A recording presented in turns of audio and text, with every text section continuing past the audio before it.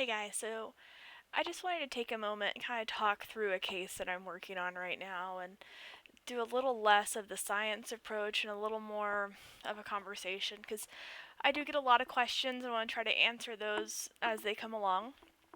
Right now, I'm treating a 10-year-old boy for sensory processing disorder, and a lot of people are like, "Ah, big words, yay!" No, it's where we've got hypersensitivity or aversion to different stimulus.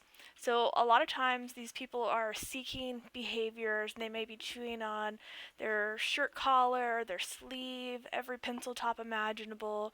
This is going to be the thumb sucker after the age of 2, unfortunately, it is a form of a developmental delay. This is perfectly normal behavior for a newborn when we're exploring the world, but just like any other reflex that we are born with, and you're born with the reflexive ability to breathe, swallow, and suck, once you meet the amount of input that you need, the brain kind of goes to the next step. And if we don't achieve that level of satisfaction for the brain, then we kind of get stuck. Just like if a baby walks before they crawl, or a lot of other different things out there. So this young man is not eating a lot of different foods because of the texture.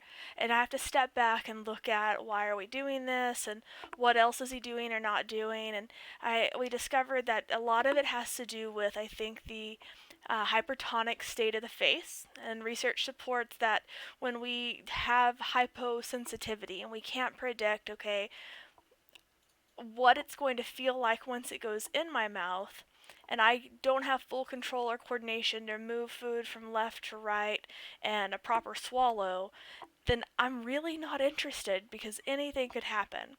So we'll see these kids, they are addicted to chicken nuggets because they all have about the same texture, the same taste. They can predict, I can safely eat this. And in America, we have this we have the highest rate of swallowing or choking incidences because we're not programmed correctly and our tongue goes forward and back instead of up and down. And when we look at these kids and they don't have the coordination to, they're all chewing on one side and they can't go back and forth, or they can't gather the food in the center before they swallow. And you'll see them when you're brushing their teeth and they still have food all over their mouth and their teeth.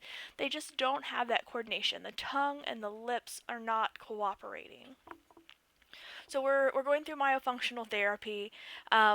Everything's going well so far. He's able to keep up. He's able to do all of the exercises and is very wanting to please.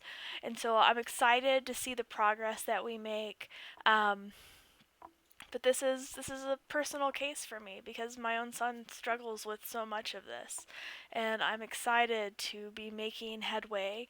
Um, and I hope that someday I have patients willing to allow me to track all of those progress reports through video, but that just hasn't happened yet, and I'm not in any way going to step over that HIPAA line and say, "Hey, look what I did," just to show off. But this is something that a lot of people deal with silently.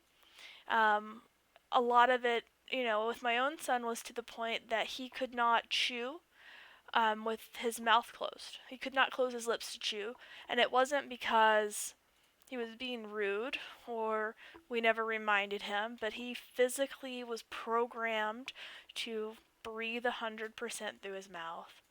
And so we had to establish nasal breathing and go through functional therapy before we could move forward. Um, but yeah, no, I'm really excited about this and just kind of wanted to share where we're starting and where we're going. If you guys have questions, please let me know. I'll put more of the science behind what we're doing in the text part of my post, and let me know what I can do to help you. Thank you.